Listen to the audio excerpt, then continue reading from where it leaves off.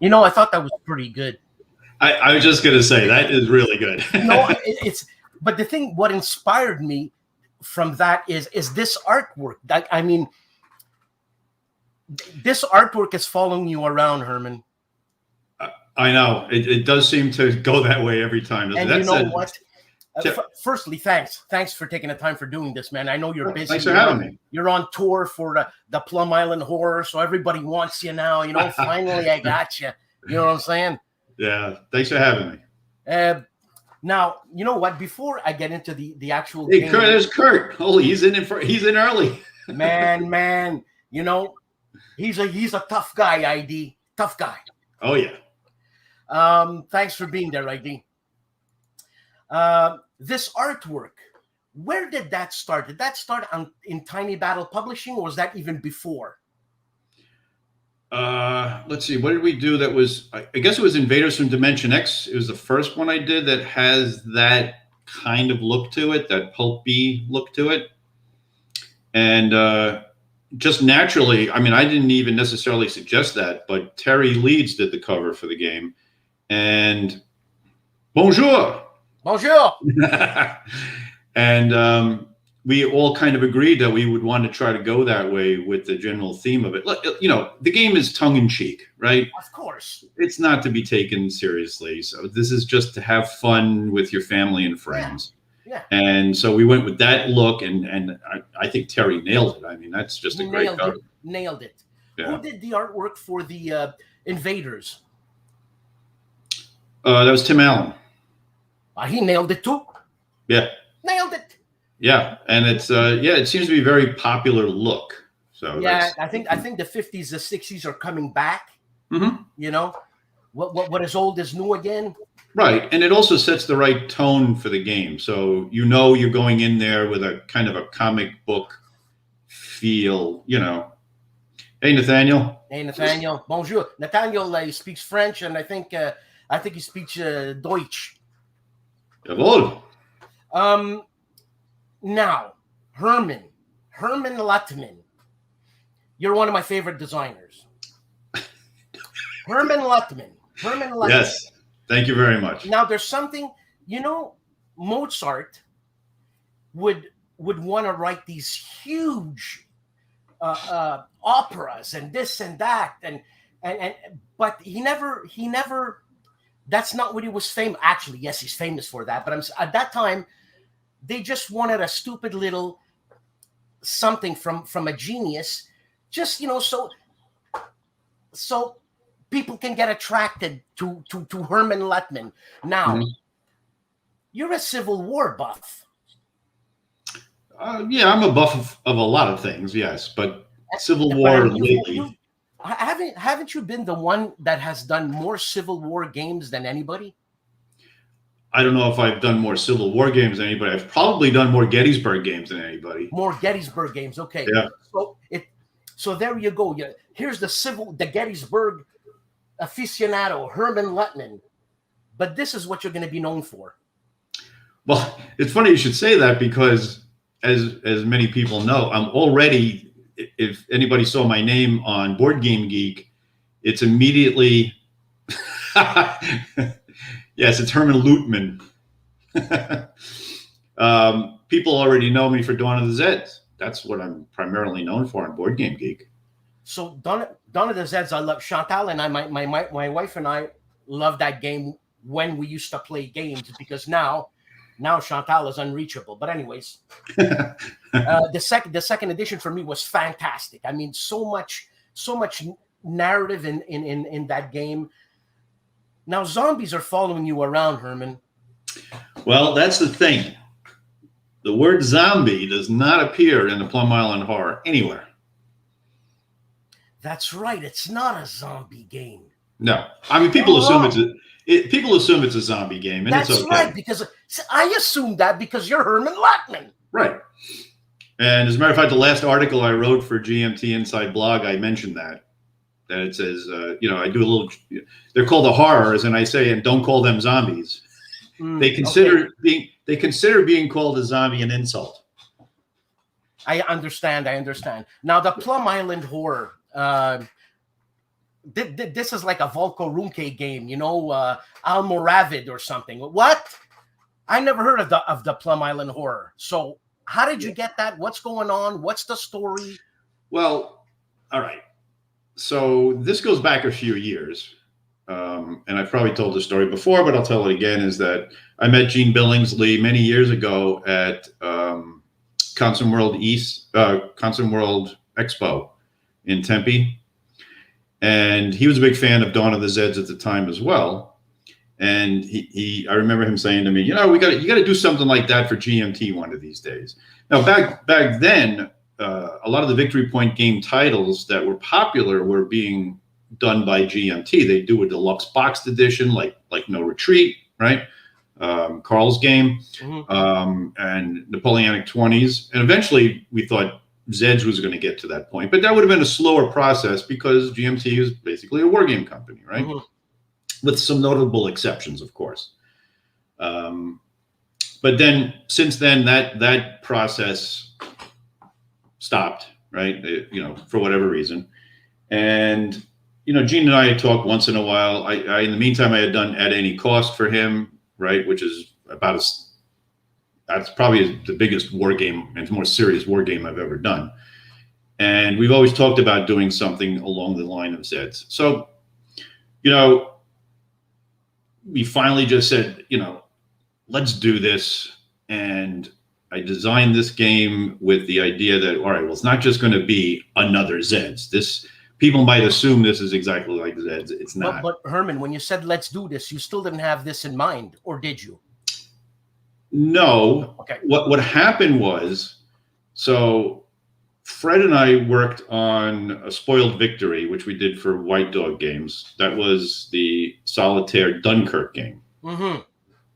So when I was done with that, I said to Fred, you know, I really like this idea of a game where your primary goal is evacuation rather than a war game. Like you're not playing that game, or the game I'm doing now called Miracle at Dunkirk. You're not doing that game and playing it to defeat the Germans. You're not going to defeat the German army. No. Right?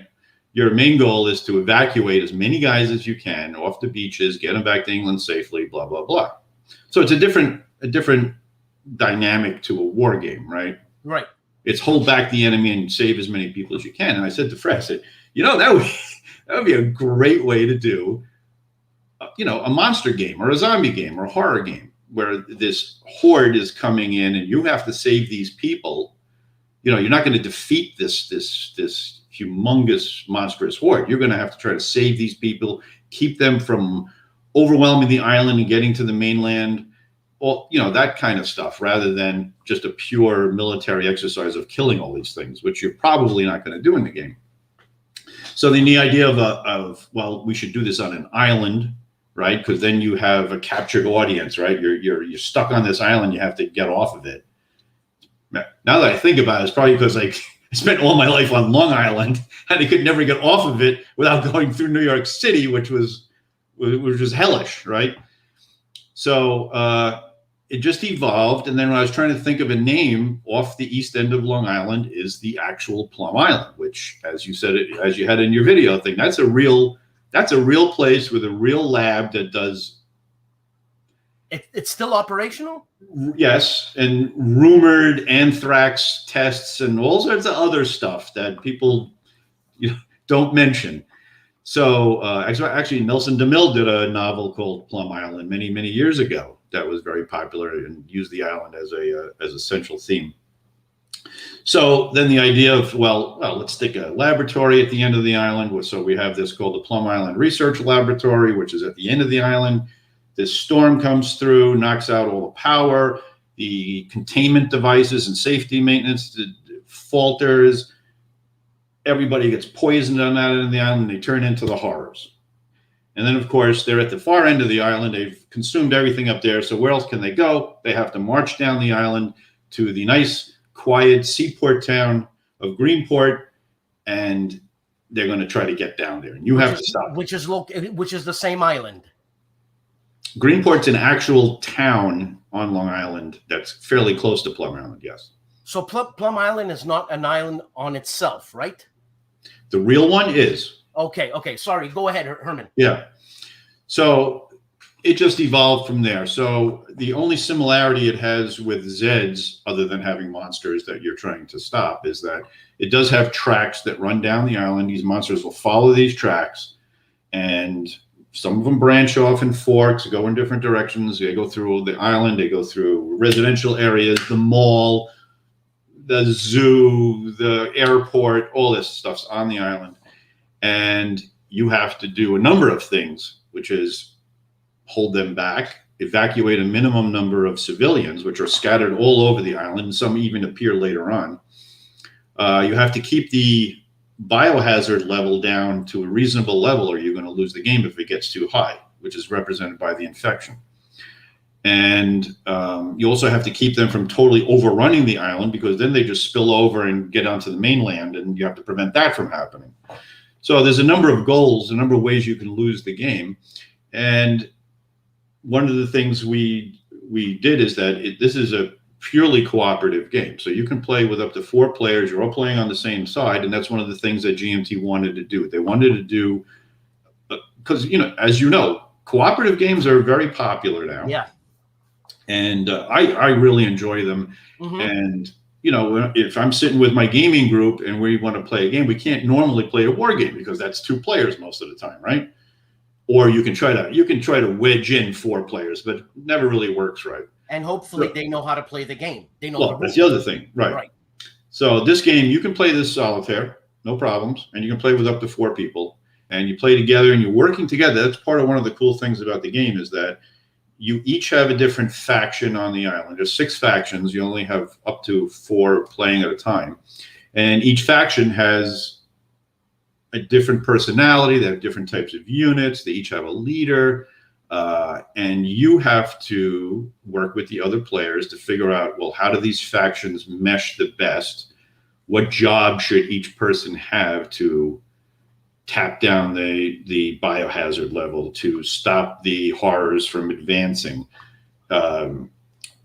keep them in check, kill some of them where you need to kill them, but also who's going to rescue all the civilians? Can you maneuver these civilians to rescue them? You can rescue them by helicopter or by boat, which are also present in the game. And there's also a big suspension bridge that goes to the mainland. You can make them, once you fix it, you can actually have them walk across. But if you fix it and let them walk across, guess who else can walk across? Mm-hmm.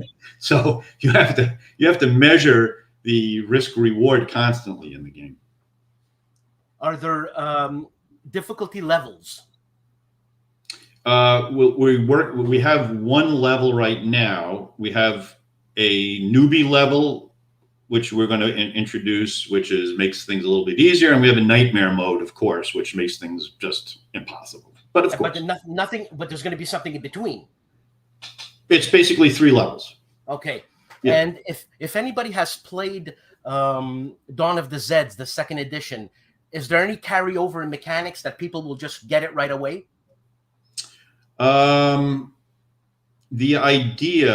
The basic idea of the tracks, so that's pretty, and I like doing that because that's easy to manage from an AI point of view, is right, you're moving the monsters down the tracks.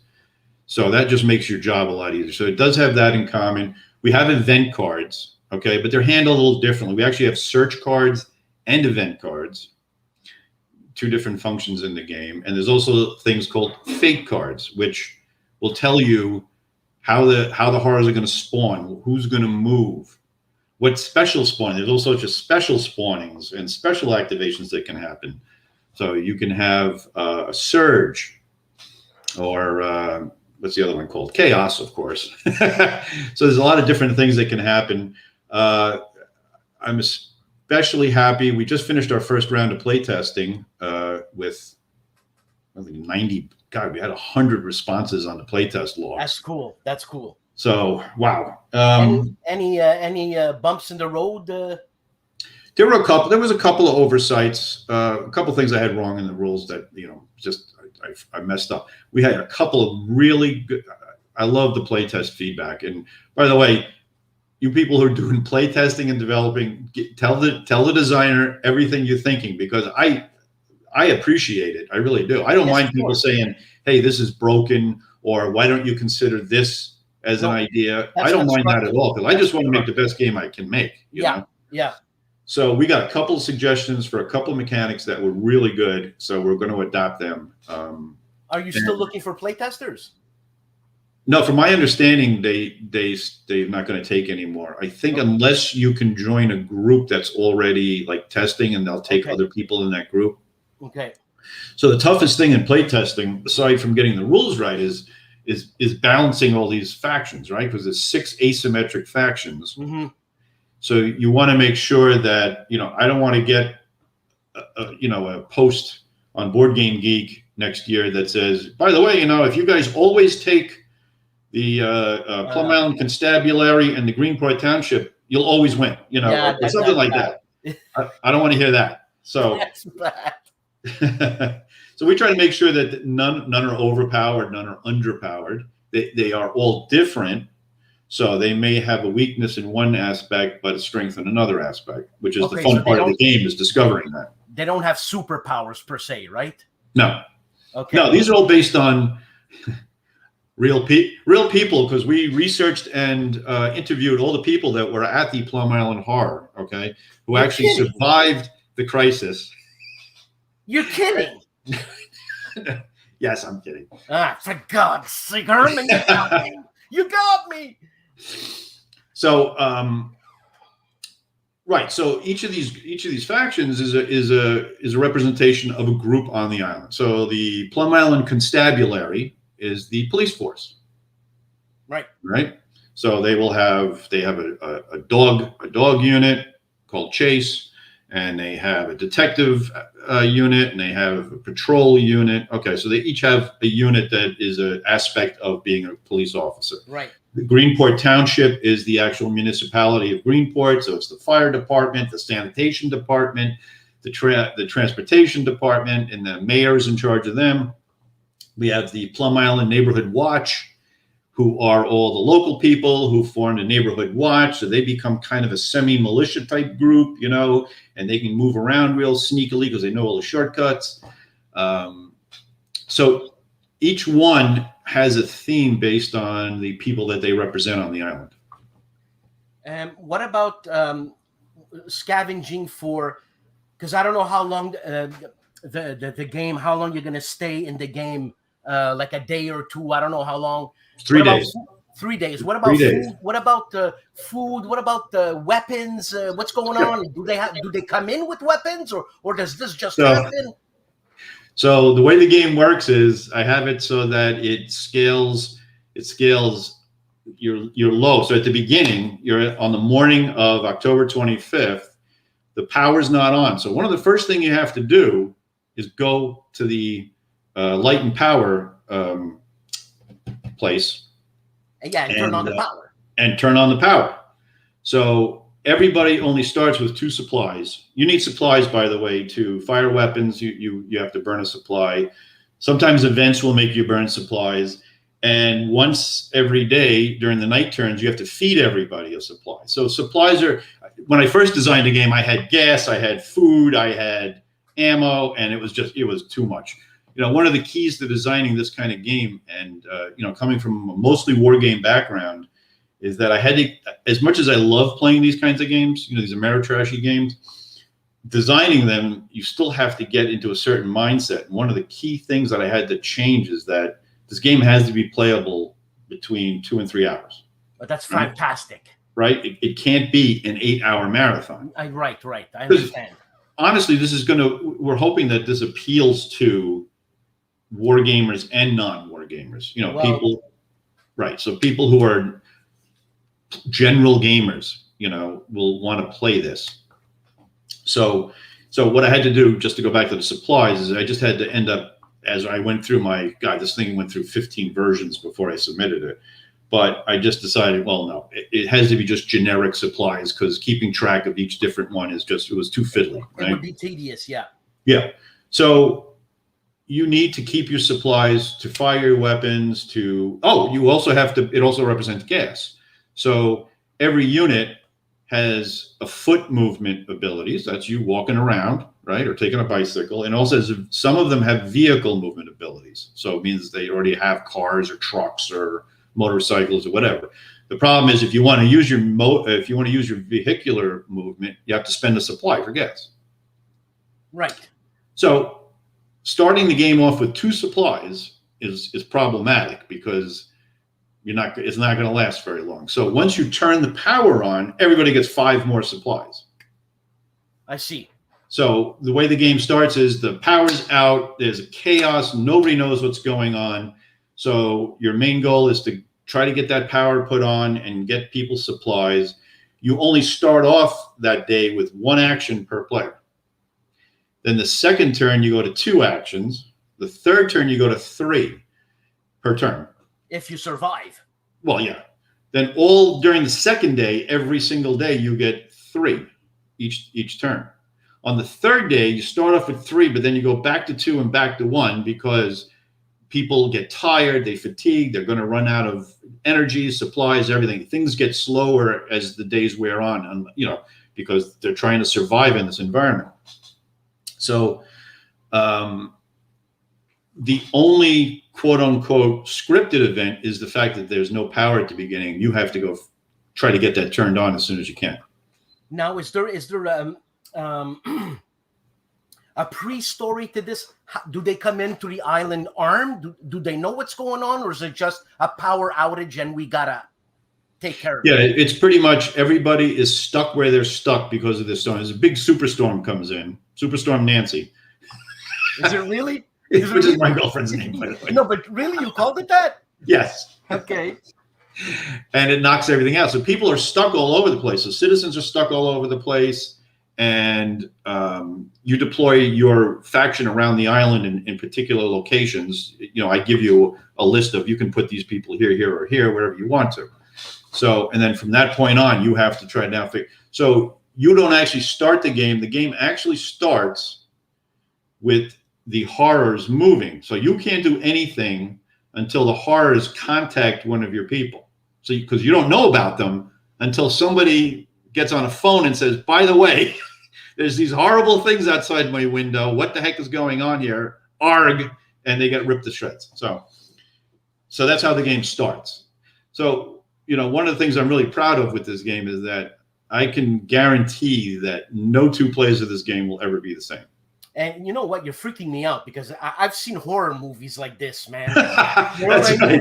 And it's fantastic. Yeah. And watch fate happen, Herman. That some director, Spielberg or something, is going to get in touch with you, and he's going to want to buy the rights to that. Oh, sure.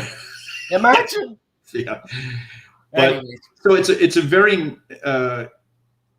So I'm trying. I know this is going to sound weird, but I'm trying to make this like the perfect game in the sense that wargamers will like it because you're maneuvering units. There's combat. The combat's interesting because you can do close combat, which is effective but dirty. And when I say dirty, when you do close combat, you can cause more infections, right? Because you're just naturally, you're hand to hand with these creatures. So people are going to get infected and it's going to spread.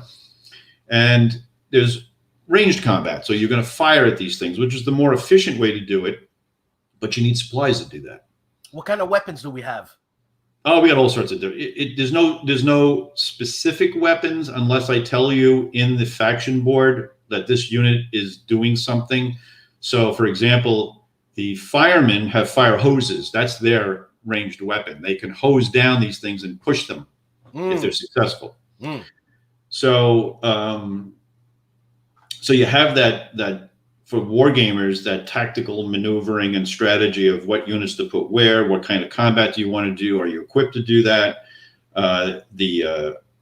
We just showed a picture. The last update was of the new combat dice. So they're custom dice. So this idea I got from playing dungeon crawls because they have, oh, there's Fred. What's up, Fred? So from the dungeon crawls, I got the idea of doing, oh, and Matt, I love Matt stuff. Yeah. We have like an exploding die, which everybody loves the exploding die, right? So one of the faces is an explosion, and if you roll that, that's a hit, and you get to roll it again. Okay.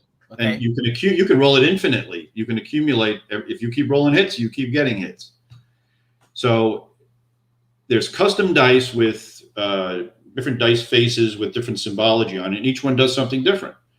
So some will be hits if it's in the clear. If you're in cover, it won't be a hit. Some of them are half hits, so you need 2 of those to get a full hit.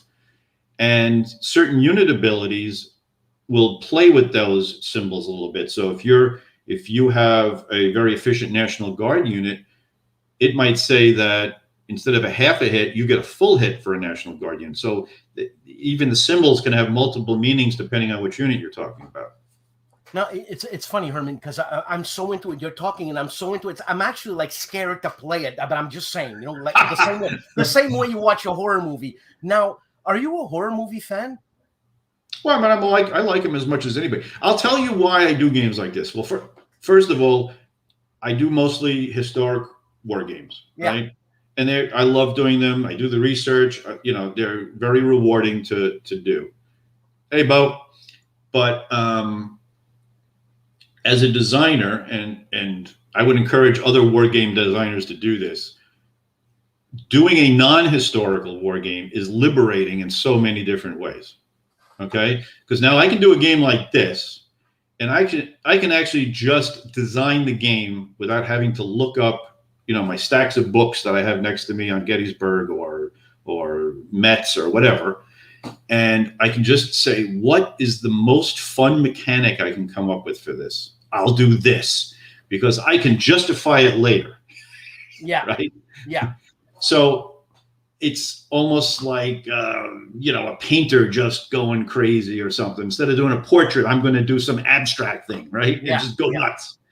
So doing a game like this is just, as a designer, it's just liberating just to be able to have fun and do what you want to do and not worry about, oh, that unit didn't show up until 2:30 p.m., so I have to put it over here, but I better double check that source to make sure it didn't show up at 3 p.m. You know, okay. So a game like this is, now you say, are you a horror movie fan? I'm an adventure fan. Okay. And for games like this, I like to be in an adventure. And that's one of the reasons I design with a lot of chaos. Because chaos is entering the unknown. Yeah. And for me, when I play games, I want to enter the unknown. I don't like to play chess where I'm just sitting there and I have to burn my brain and go, all right, if I do that, then that, then that, and that. I can't do that. I want to go on a roller coaster ride. Right? So when I start playing this game, I'm going to sit there and go, what's going to happen to me? Right? And so this game does that in spades. I mean, there's an event that when you search in an area, you will pull a search card and it will have a narration on it. It'll be a story of what you ran into. So if anybody out there has played Arkham Horror or Eldritch Horror, those kinds of games where you're pulling a card and it's almost like a choose your own adventure type of thing where you've run into a biker gang. They have supplies. Do you fight them or do you negotiate with them? So it's that kind of thing where you're building your own narrative, right? Which is what people really like about Zeds. Thanks, John. Yeah. Is that I give them the tools. I knew somebody was going to mention the 10-cent cover. So like for Zeds, what I do is I don't tell you what the story is in great detail. I just give you the tools. Thanks, Kurt. I just give you the tools to create your own narration, your own story in your own head, right? So when you're playing through this, like you just said before about you got terrified because I said somebody's calling up and they're going to get ripped apart.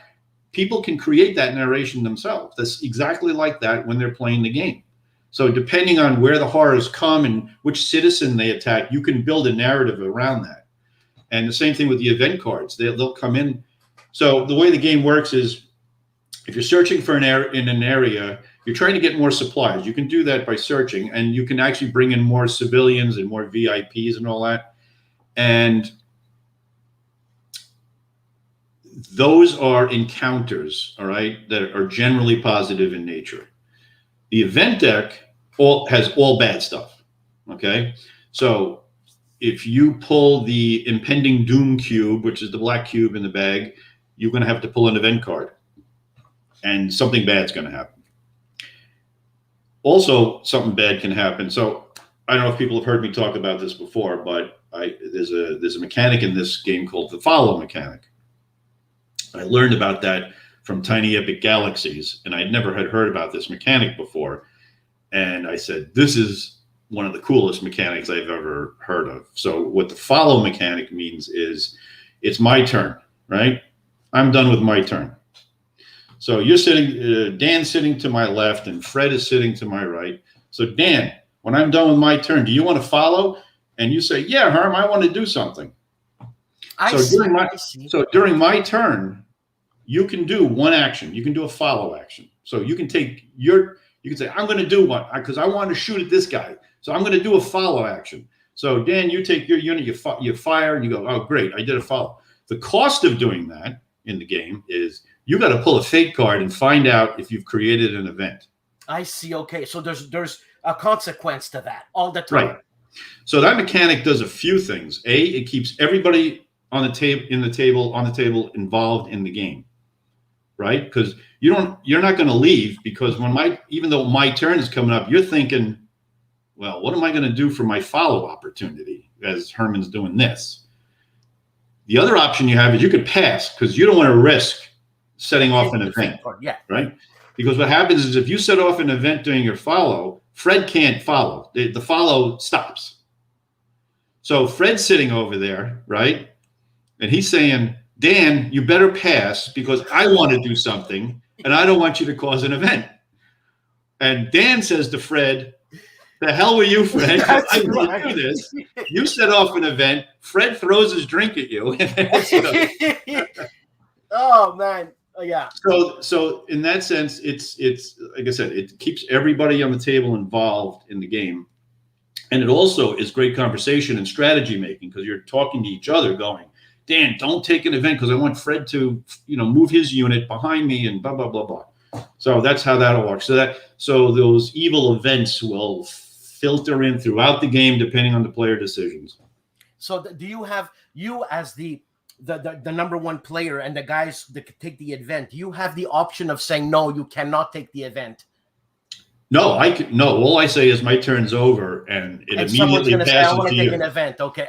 So if you want to play it totally safe, you and Fred say, no, I'm not following. The problem is, so my evil intent as a designer is if we're early in the day of the first day and I only have one action, everybody's only got one action, you can't do very much with one action. So the temptation is going to be there to follow as often as possible. Absolutely. Right? So yeah. Go ahead. No, go ahead, Herman. No, I'm just saying that. So that temptation to do that is there. The other thing is you can evacuate people with helicopters and boats. Okay. But the only time you can move a helicopter or a boat is during a follow action. It's called reposition. Oh, man. Okay. So if you say I got 5 civilians at this helipad and I want to get a helicopter to get them, you have to follow to move that helicopter. And there's always consequences when you do a follow. You got to pull a fate card, and if the fate card says on the bottom "draw event," then that's it. You draw an event and it ends. It might say no event, and you're safe. I think that's pretty cool, man. I can't wait to get this game. I swear I can't wait. I'm not gonna say it. Now, in terms of let's go. I just want to check out some of the comments here. Sure. Kurt here.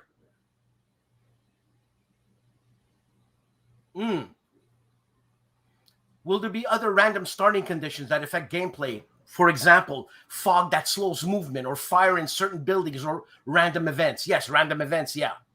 Yeah, a lot of the buildings start the game damaged, and you can't use their benefit until you fix them. And it includes the bridge, the power station that I just mentioned. The hospital starts damaged. The docks start damaged. So one of the things you have to do is you can't evacuate people by boat if the dock is still damaged. You have to go fix it. Fixing it is an action, and it's a chancy action too. The other thing that's random is that different I'm sorry, I was reading this. Yeah. It's funny. It's funny you mentioned that because the Sadler Brothers, the Street Master, is one of my favorite games. I don't even know that game, Herman. Oh, it's basically a kung fu movie in a box. Wow, it's great. It's so much fun. Oh, I guess he knew that already.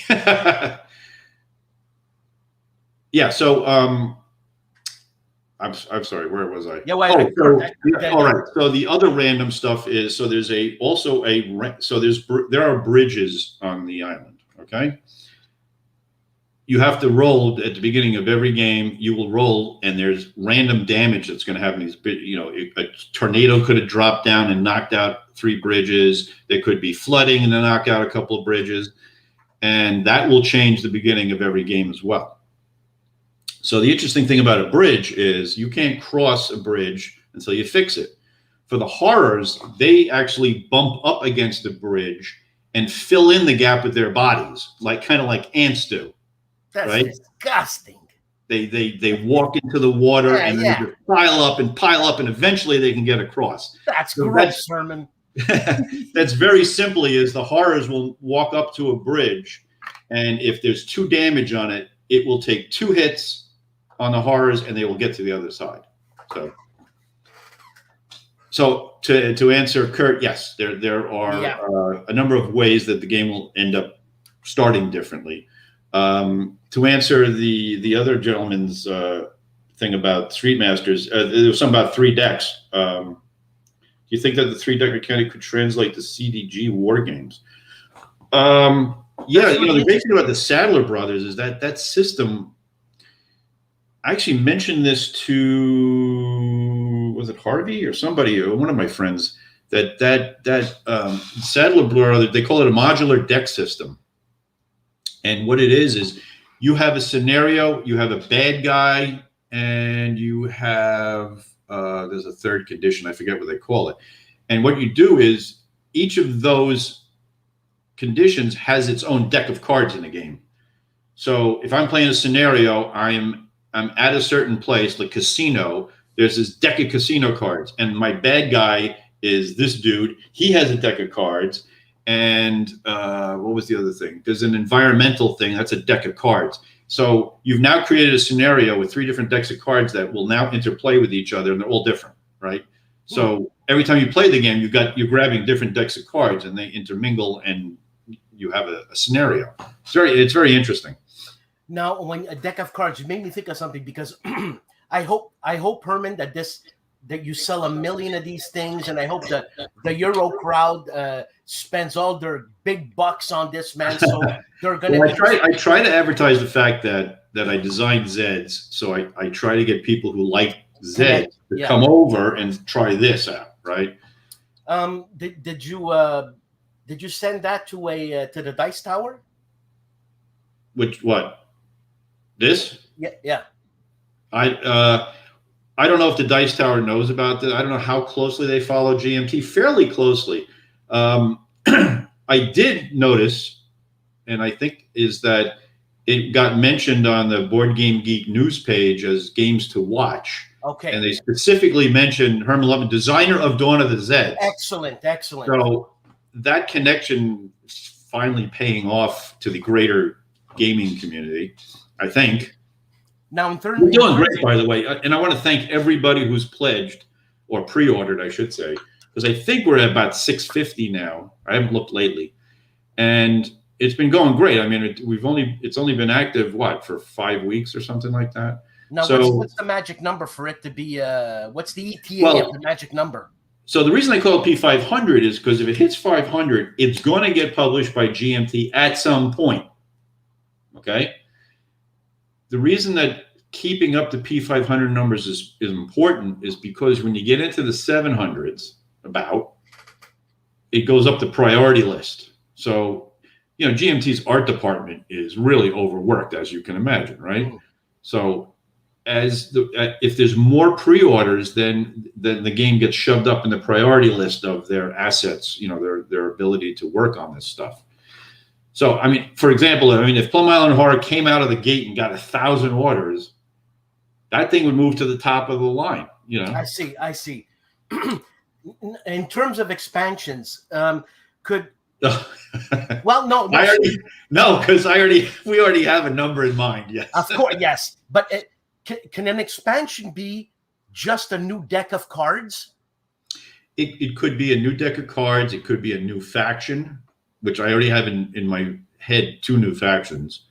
There's the standard horrors, which are the massive beasts, but amongst them are a few things called mutations, and mutations are basically super monsters, right? So they're singular pieces. So the horrors themselves travel in what we call murders of horrors, right? Like a murder of crows. Okay. These are a murder of horrors. And there is no limit to how large they can be. So what they do is they can actually pile up into one another on the board and create huge piles of tiles. And you could have 20 of them plumping down the board if that works out that way. Mutations are singular super beasts, and they will come in and out depending on the events. So the game comes with 6 of those. So for an expansion, we could obviously do some more. So they do weird things, like there's the Leper Messiah, which you have to have a certain bravery rating for the unit to even attack them. There's the Birds of Prey, which actually hop around the board randomly and can just land on your units. So they do different things. There's Most Wanted, which are escaped prisoners from the Pomegranate Penitentiary. So there's a lot of different. So those can be expanded upon easily as well. So it could be cards, factions, and mutations. And I don't know, I mean, to be honest with you, the possibilities are endless. Endless. Because if the island becomes too crowded, guess where they go? So, get off the island. Yeah. Get off the island. Yes. Yeah. Oh, this is awesome. And you're always going to keep the same theme like this, right? I would imagine so. Yeah. I mean, it God knows. I mean, if it's popular and people keep pre-ordering it and then getting more versions of it, it's without being ridiculous. I mean, it's infinite what you could do with it, right? Yeah. So it is a lot. It's so much fun to work on, and it's so great. With the playtesters have been fantastic. The game has been playtesting well, and we're getting great feedback. And I'm actually just started working with Ken on the next iteration of the game. So we're taking everything that we found in the first round of playtesting. I'm compiling it. I'm fixing what I need to fix, tweaking what I need to tweak, adding, adjusting, blah, blah, blah. And then in mid-August, we're going to start, we're going to test again with the new iteration of it.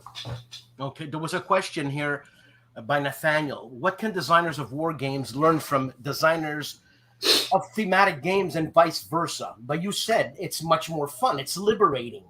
Well, it's the reason I designed Blind Swords. So the reason Blind Swords is the way it is because, I'm a war gamer from when I was 13 years old. I mean, I've been wargaming for 50 years now.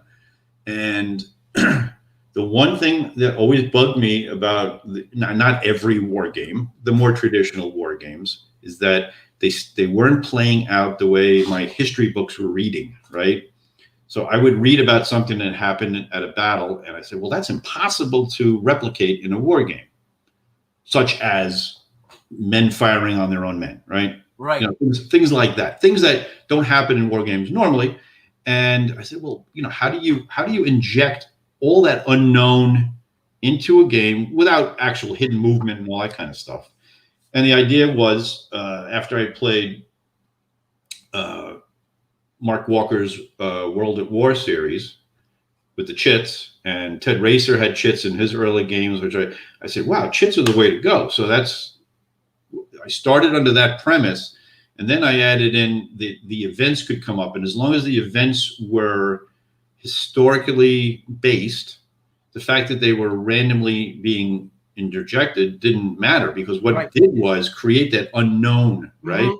Right. Of your unit suddenly taking off and charging the enemy, or suddenly giving up an important position, or your courier getting shot, right?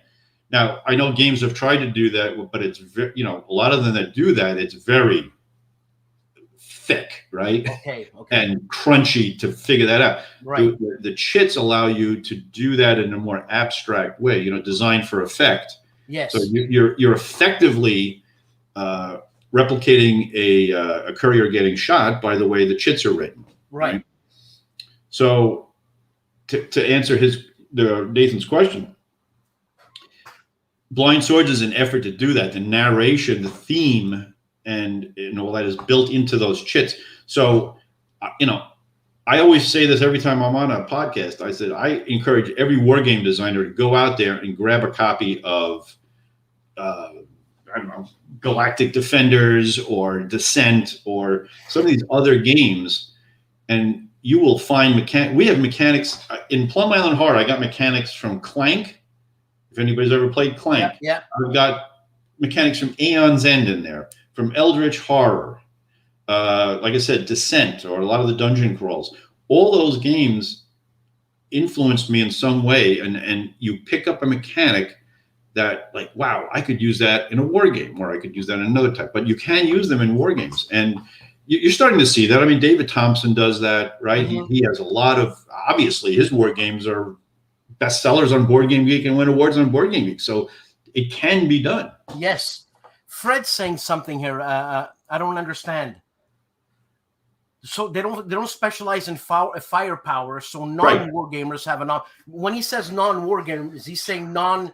Well, he said, yeah. What he's saying is if so, it has actually happened in playtesting, and it's very funny. Is that the first set of play tests we were getting back reports? Everybody picked the National Guard because they're one of the factions. So I was laughing at Ken. I said, of course, all the war gamers are playing and they're taking the National Guard because they're the ones that are armed. They're the army guys, right?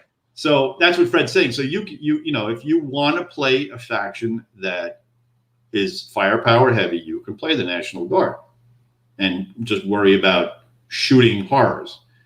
Other factions do more subtle things. Other factions specialize in evacuating civilians or fixing infrastructure or searching, you know, things like that. So the game requires you, because of the way the victory conditions are, you have to do everything well, right? Because you can lose a number of different ways.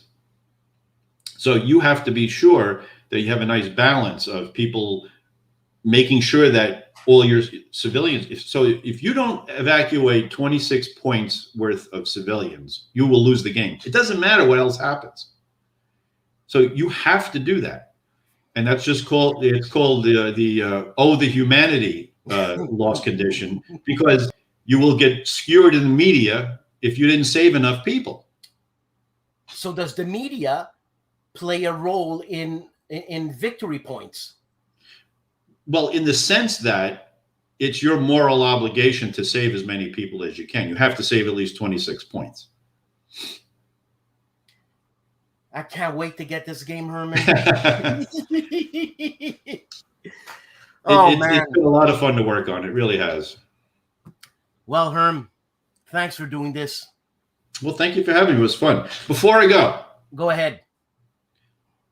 Any rock and roll fans out there? Yeah. So, especially dear to my heart, that we just lost Dusty Hill from ZZ Top this past week, which I've seen them live 6 or 7 times.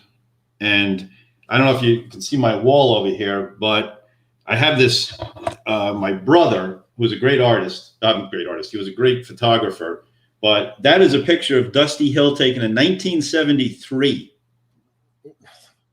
at the Academy of Music in New York. That's before they had the long beards. Here's a picture. Here's a picture of Billy Gibbons and Dusty.